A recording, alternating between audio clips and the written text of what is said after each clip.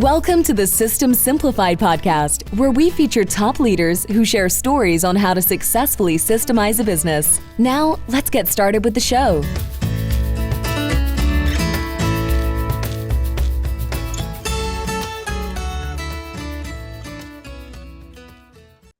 Hello, Adi Klevit here, the host of the System Simplified podcast, where I feature top founders, entrepreneurs, and thought leaders about systematizing a business.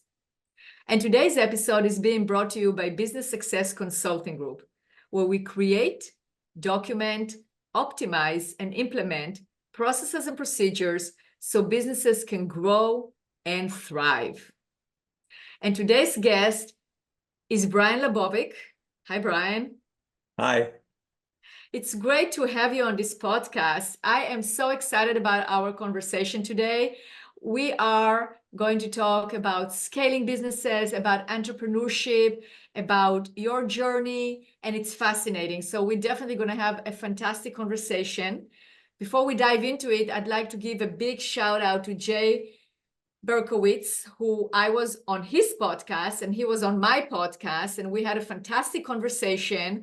I was on his podcast. We talked all about processes and procedures and systems, and he helps law firms with their marketing. And he has the 10 golden rules of marketing, which are phenomenal. And if you want to know what it is, I'm going to include our show notes.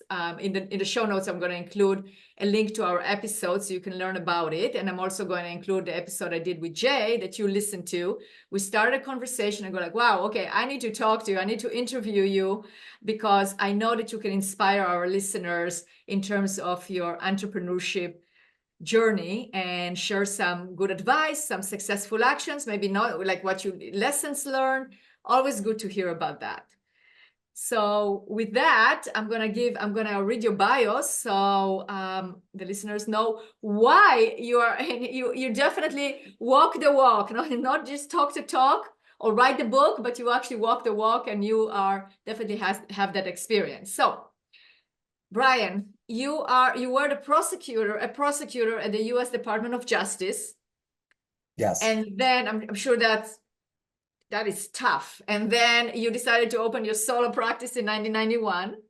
And since then, you grew the firm to over 100 plus team members across 2 states, which is Florida and Massachusetts. And you're a serial entrepreneur. So listen to here's what you did. You founded the Good Life magazine. You produced and starred in a motion picture. You Patch, that's the motion picture you started and produced. You created a national medical billing company called GoSB. Then you authored an Amazon #1 bestseller, Not a Good Neighbor.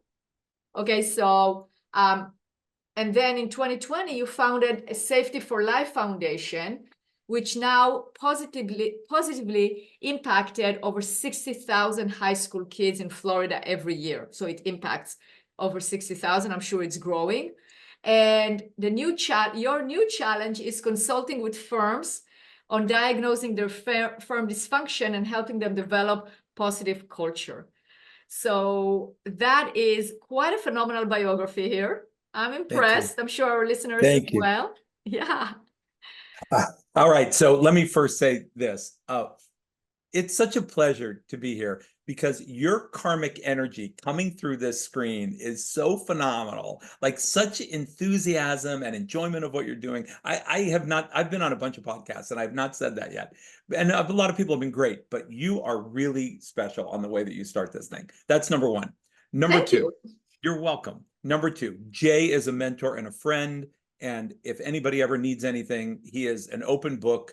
And he comes to a mastermind meeting that I'm a part of a lot, and he presents a lot, and I've learned a lot from him. And and so that's why I was listening to his podcast when we ran into each other, and I heard your podcast with him, and I thought, this is somebody that I have to meet and talk to. And I'm so happy that we got the introduction because I can see that we're going to be longtime friends. Absolutely. Absolutely. Okay, so I have to ask you, how was it to be the prosecutor for the U.S. Department of Justice? It was a lot of fun. I think that the prosecutor job is, if you want to be a trial lawyer, the best job you're ever going to get in your life. And honestly, as much as I like my job at the U.S. Department of Justice, I liked my wife's job even better. When we were in law school, we were both certified legal interns for Janet Reno in the state attorney's office in Dade County. And the state trial work is so fast and so fun compared to the federal trial work that I loved her job even more than my job as a prosecutor. She went out and she became a prosecutor for a couple of years for Janet Reno. And then Janet Reno in the Clinton administration left being the Dade County state attorney's office and became my boss at the U.S. Department of Justice because she became the attorney general. So we switched bosses in the middle of our prosecutorial endeavors, but it was a lot of fun. And it is a great job and it's a great experience job, but it's not a very high paying job. And so when you start talking about raising a family and doing things like that, many prosecutors go out and they use their trial skills to go into big firms or go into small trial firms, whatever. So then That's you kind of where I decided went. to start your own firm. Kind of. So I went out and I was hired to be the litigator for a firm in Hollywood, Florida, which had a huge volume of cases and no trial lawyers.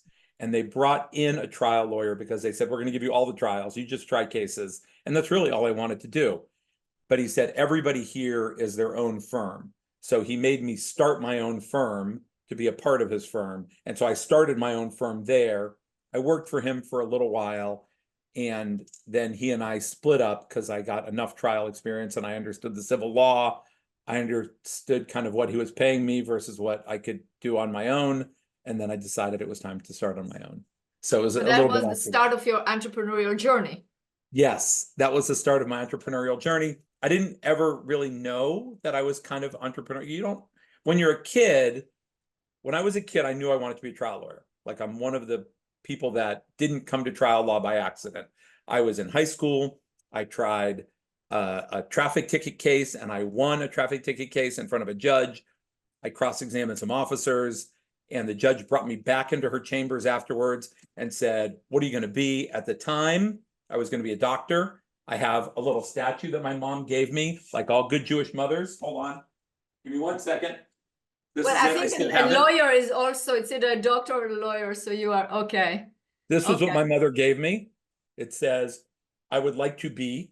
She refers to this all the time, still, my mom. So I went to this trial. I won the trial. The judge said, so what are you going to be? I said, well, I'm in AP chemistry, AP physiology, AP biology. I plan on being a doctor. That was my high school years. And she goes, nope. She goes, you're going to be a trial lawyer. She goes, I don't see experienced lawyers cross-examine a police officer like you cross-examine the officer. So you need to be a trial lawyer. And from that moment forward, I really knew what I wanted to be. Like I knew immediately I wanted to be a prosecutor. And so I had that through college. People were like, oh, you'll change your mind. All the way through law school, I only wanted to do trial work. My two best friends wanted to be transactional lawyers. We all studied together. And I said, I'm the litigator in the group. Like, that's all there is to it. I graduated Miami, and I was one of two Order of the Barrister members. So two kids were voted by the staff to be, by the administration, to be Order of the Barristers for their trial acumen. I was in every competition. I was in the state mock trial team, the negotiations team, like everything about trial law. And then I came out to be a prosecutor, and I knew what I wanted. So that's amazing. I mean, that's the purpose, and that's what I get from you. You're very much, you know what you want, and you go for it, which is incredible. So when you started your entrepreneurial journey in 1991, you started your own practice. How was it? Did you also know what you were going to do, or was it trial and error, or what was it like? So I started with this firm as their trial lawyer, thinking I'll try to figure out what type of law I want to get into, where I want to go. And I fell into personal injury law is really what ended up happening. I didn't think at the time that personal injury would fit me because of the reputation of personal injury lawyers, and I wasn't sure whether I would feel good being a personal injury lawyer. And when you start representing people who are really seriously hurt, and you realize that there is a real need and purpose for this, and how poorly they're treated, and how the press and society may not recognize the real need for this function, especially in a capitalist democracy, that I really fell in love with the role. And And I used to call us, I even trademarked the term civil justice prosecutor, because I love the role of being a prosecutor. And I felt that it was very much akin to prosecuting for civil justice instead of criminal justice. And I love that kind of role for myself. So that's why it fits for me. Good. Now, how does that relate to being an entrepreneur? Like, what was your entrepreneurial journey like? So, you know, it's like I said, like I didn't know I wanted to be an entrepreneur. I just knew that I wanted to be a trial lawyer. And then I opened up the law firm and I read the E-Myth Revisited early in my career. I got very lucky. I was out to lunch with a chiropractor and he suggested I read it. And so I read it. And then I fell in love with the concept of building my business instead of working in my business, working on the business. And you're very good at that. I have to say that you are very good at that. When you and I had that conversation, you said, well, I have a practice administrator and I have this and I have that. And you go, I stay out of their way. So you really do what you do that. You actually delegate and you build a business. Trying so hard. I really am trying hard, right? It's a discipline. It's a discipline. Like people don't realize, and I think that they almost discount how difficult it is to run the line of building an organization and being impactful on the way the organization is run and the culture of the organization, while not stepping on the capacity of people that you need to implement the functions of that business. And there's this balance of being able to lead and direct without stepping on people and their authority and their ability to function independent. It's a real talent. It's an art. It's really an art. It's an art. I think you're right. I think art is the better word. Yeah. So Brian, when did you, so from the beginning you decided I'm going to build a business? Or did you get to a point where you were like, I'm working too much in the business, I have to build a business? It took me a long time, honestly, because I was enjoying what I was doing. So I wouldn't give up being the trial lawyer. It took me 30 years to give up being the trial, almost like 25 years to give up being a trial lawyer. So what was the turning point? And it's part of my identity. And to this day, even this summer, right? Even this summer, my wife had to pull me out of me trying to get back into being a trial lawyer. So, well, what was the turning point? Let's look at a turning point. What was the turning point? I feel like I'm interrogating a prosecutor. That's no, amazing. it's okay, please. Your objection. No, I'm not going to answer this. Sustained. So what was the turning point? Like when did you make the decision? That's it. I'm getting out of the trenches. I'm going to build a business as opposed to working in the business. I'm going to throw another accolade to someone here. I don't know if you know Craig Goldenfarb. He's got a competing law firm in my jurisdiction here. And he and I are friends. We've been friends for a long time. And we go out to lunch, we see each other, and we were both a part of a group called the Attorney Wellness Exchange that another lawyer, Robin Bresky, had put together of local lawyers who all get together and they do wellness things. They talk about diet and exercise and mental well-being and sleep and, meditation and, et cetera. And Craig and I were in that group together and we would talk. And Craig started his business after me. And we were both, I would say I was ahead of him in development of my business because I was about 3 or 4 years ahead of when he left his firm and started his business. And then he pretty quickly caught up and we were pretty even for a little bit size-wise and lawyer-wise.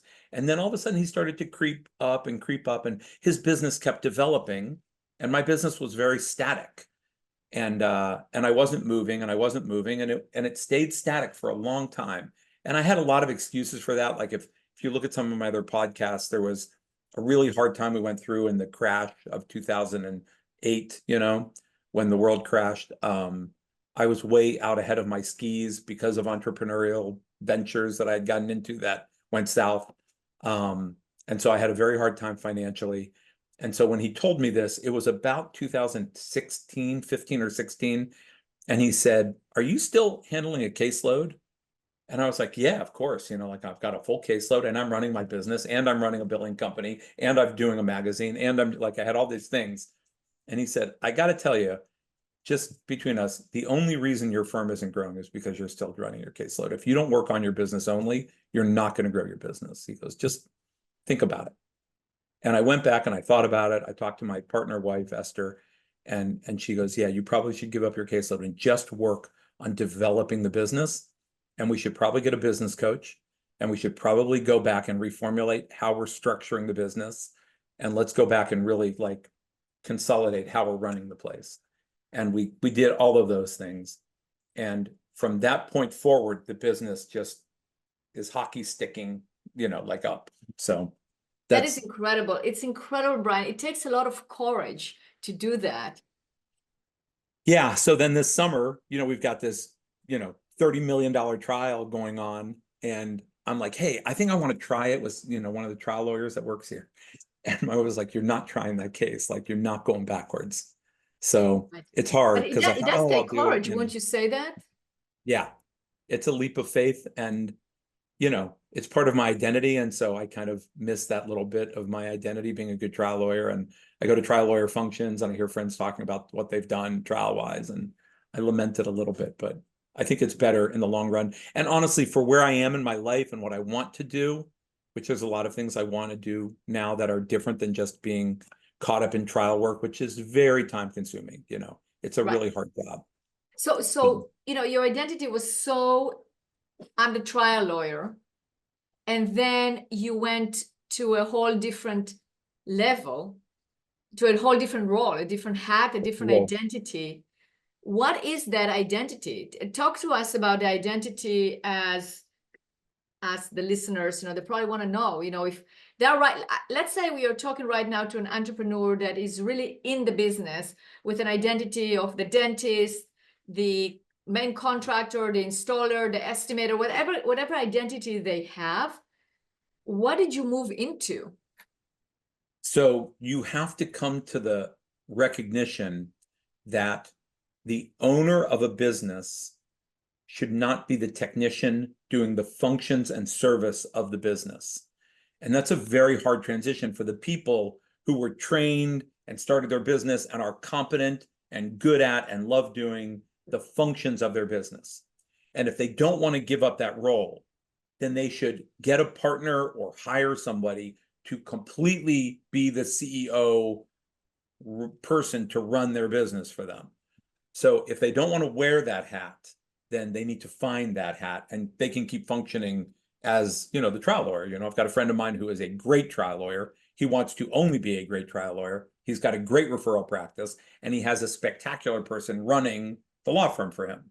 And he doesn't worry about any of it. He doesn't worry about payroll. He doesn't worry about overhead. He doesn't worry about advertising. He doesn't concern himself with any of that. He just runs his cases and his politics, and he has a very successful business model. So you just But have to treat them that hat. He has that executive manager, and you have to let go. Execution hat. That if you don't have that and you're trying to wear both hats as the owner, it just doesn't work. You can't do them both. It's really impossible. It's a full-time job. So, and then what ended up happening with me is that I was very entrepreneurial before that, right? So even before this discussion with Craig, we had already done the Good Life magazine, and we had done a tropical smoothie cafe, and we had done another, business model, and we had rental property, and we have different assets out there that are business models that we have. And so we had all of those. But in the law firm, I was still wearing all the hats, and I was a trial lawyer, I was the CEO, I was the COO. And what we have here is chief legal officer, which is all the divisions and trying to run the divisional managers of the personal injury, social security, workers' compensation, and PIP collections division. So we have these 4 divisions. And it's too many hats to wear well on any of them. So you start dividing those roles, but you need to be able to disengage. And to do that, the people that you disengage to have to really feel a sense of ownership. And if you keep taking it back from them, then they disengage too, because now you're never letting go. So it's an art and a talent, and it's been an intellectual journey, but it's a lot of fun. So, and it's very rewarding. That's the thing, is that it takes courage, but you're doing it with so much joy that it is. Like everything that you do looks like there is joy to it. You know, you want to do good things and you want to be enjoying it too. It's so true. It's so true. When you find joy in what you're doing every day that you wake up, you don't go to work, you just go to have fun with your friends. That's right. And that's really what I do. I come here and I feel joy walking into this building. And when I go to Safety for Life and I do that function, the people that are there and the kids, I feel a lot of joy from that. So yeah, I really agree with that statement. So that's great. So if you could give some advice to our listeners that would like to get to where you are at in terms of extracting themselves from the day-to-day operations of the business, but truly being the person in charge, like the overseeing overall the business, or creating on the business, managing. It's not even managing, you're more creating the business. What advice would you give them? So I'm gonna go back even a step before what you may think. I think that many people fall into their businesses, especially technicians, without really engaging in the intellectual process of understanding what they really are. And I think they need to take a step back and they need to look at their identity, what they really truly want, what they really want their business to be in the world. They have to come up with the thing good that they want to do in the world and identify that, and then create the language around that so that they can express it in a way that makes people understand, the world understand who they are, what they offer to the world. So what I'm talking about is basically core culture. And I don't think people contemplate intellectually what they want their core culture to be, what they want their core values to be. I think they pick a bunch of words. Like everybody's like, oh, we have core values. We are integrity and honesty and trust. And they pick all these pretty words. They don't really behavioralize them. They don't incorporate them. They don't really feel them. They feel like they'd like to have them. They may be aspirational, core values, but they're not true to their being core values, right? And it's a one leader system. So I truly believe that the leader of a system has to get very in touch with who they are, what they want to provide in the world, what they're doing, and then express that in words, come up with true core values. And once you have your core values and your mission of what you want to be in the world, then you can develop a business around that will work, and you will develop true believers in that. You will draw true believers to you. Your team will be more solid. Your capacity to create ownership amongst your teammates will be more solid. And then you can develop your systems, because it will all revolve around the function that you want to do good in the world. So that's my belief about taking a step back. This is what we did. I'm just telling you how it worked for us, right? Yeah. We had 25 years, 22 years or 3 years, whatever, of business flow in a certain direction. And we kind of backwards flowed that and said, all right, now who are we really? What does it mean? What does it mean to be a civil justice prosecutor? What does it mean to be a trial lawyer? Why are we doing this type of law? What are we really trying to do in the world? Who are we? What do we really believe in? And we did all of that. And believe it or not, like our core values are fight to win, passion to serve, relentless innovation, and own it. 4 core values. You would think that those seem pretty easy to come by. Our mission is to maximize justice by aggressively fighting for our clients' rights. Every human being in my firm can recite those 2 right off the top of your head. There's nobody who will not know that, just like that wrote. And we talk about it every week, and we behavioralize it. We have a bunch of behavioralization systems, but it took us 6 months to come up with it.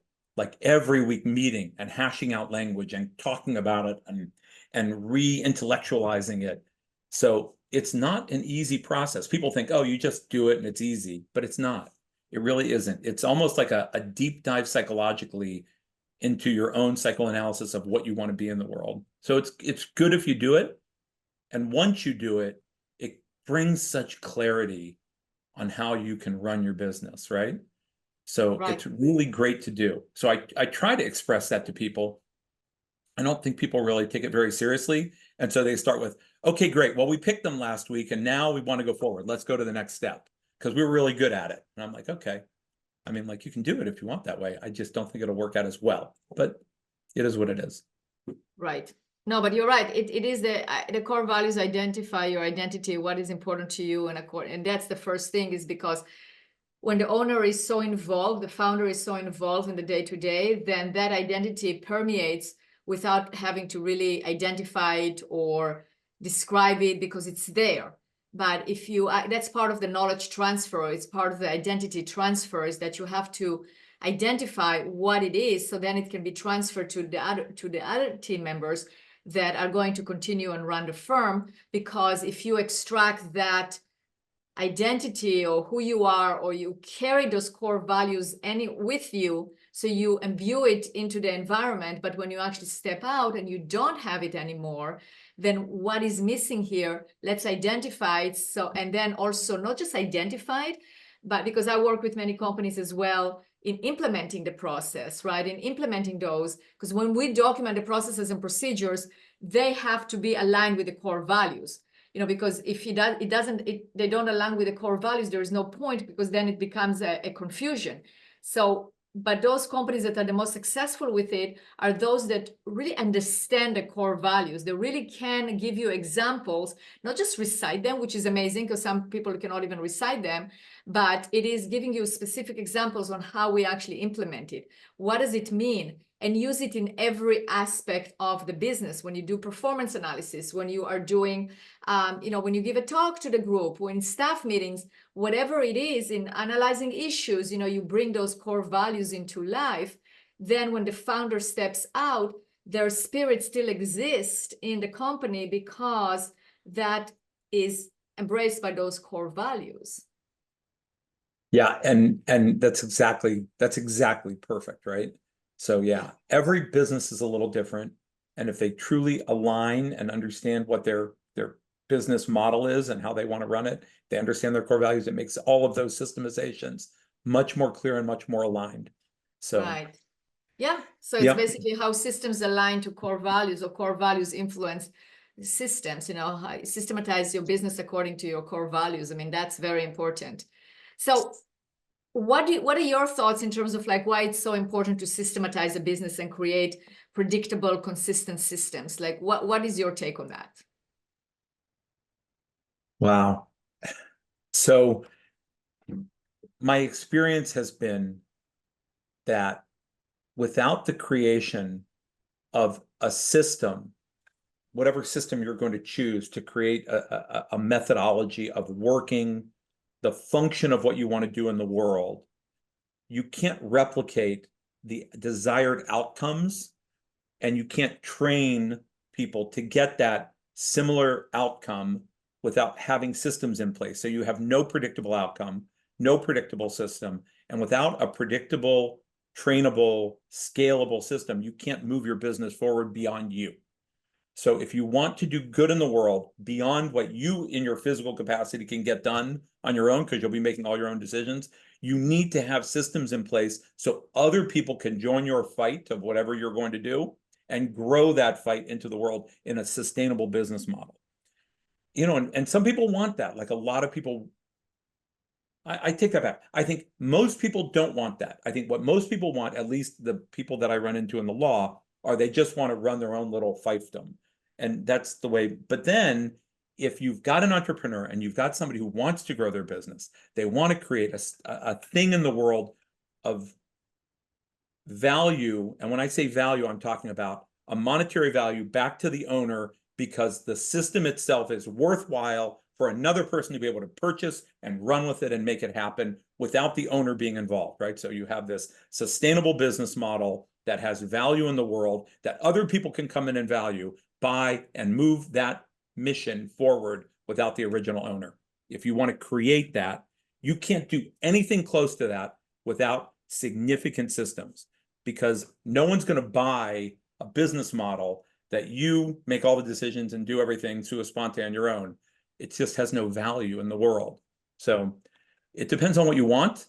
You can sit and make decisions in your little business fiefdom and enjoy a very long, prosperous career. And don't worry, just enjoy, right? Like there's a lot of solo practitioners who are out there doing that.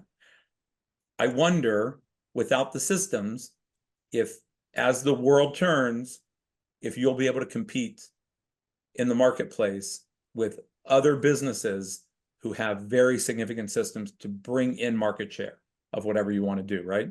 So by creating the business model, you create a tribe and a people that want to be a part of your business model. You get market share, and then you have a sustainable business, right?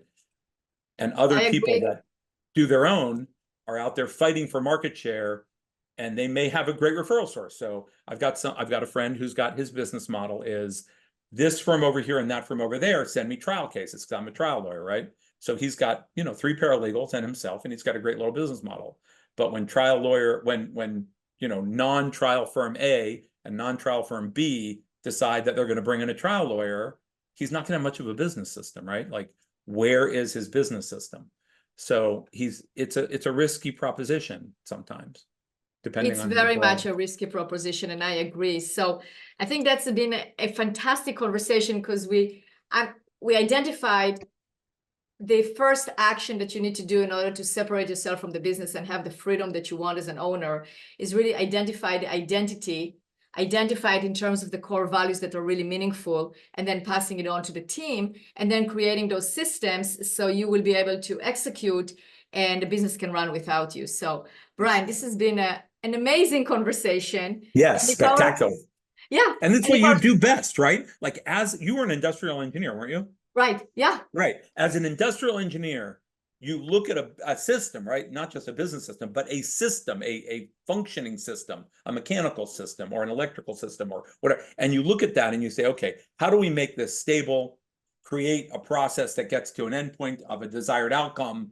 And you took that systems-based knowledge and applied it to the business model and said, okay, it's not just a mechanical model, it's an entire business model, because the business is just like a mechanical model. It's a system, and it starts in point A and it goes to point B. Usually a big funnel where a client comes in, it has to go through a process, and it spits out an end result, a good thing for the client and money for the law firm. Absolutely. You got it. You totally got it. See that? That's why you're good at what you do. No, thank you. I appreciate it very much. So if our listeners want to know more about you, first of all, there is your book, Not a Good Neighbor, and that's from your personal injury attorney experience. So Not a Good Neighbor on Amazon, #1 bestseller. And if they want to talk to you, find out more about you, maybe it's a law firm that is listening to us right now and they go, I want to bring Brian in so he can help us with our culture and actually create what he created in his own firm in ours. Or my whatever charging reason rate they want is to talk to you. extremely good, as you know. The what? My charging rate for being the cultural helper is very good. The firms that I've been working with, I've been charging them exactly 0 because I've just been helping. But I do want to do that. I'm enjoying it a lot. It's a really fun process. But go ahead. Go good. So how can people reach out to you? So my last name is pretty unique. It's LaBovick, LaBovick. Every single LaBovick in the United States is related. Every single one of us. It's a made-up Ellis Island name. It was LaBovicky in Romania and Lebovich from, who knows where in Ukraine or Russia. And so we're all related. Anyways, I'm the only Brian LaBovick in the country. If you look up LaBovick, LaBovick.com, that's it. If you dial 866-LaBovick, if you like anything LaBovick, BrianLaBovick.com comes up, like everything comes up. It's easy. Awesome. Okay, so we'll include that as well.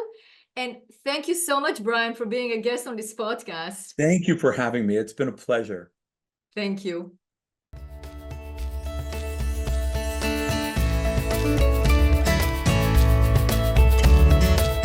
Thanks for listening to the System Simplified podcast. We'll see you again next time, and be sure to click subscribe to get future episodes.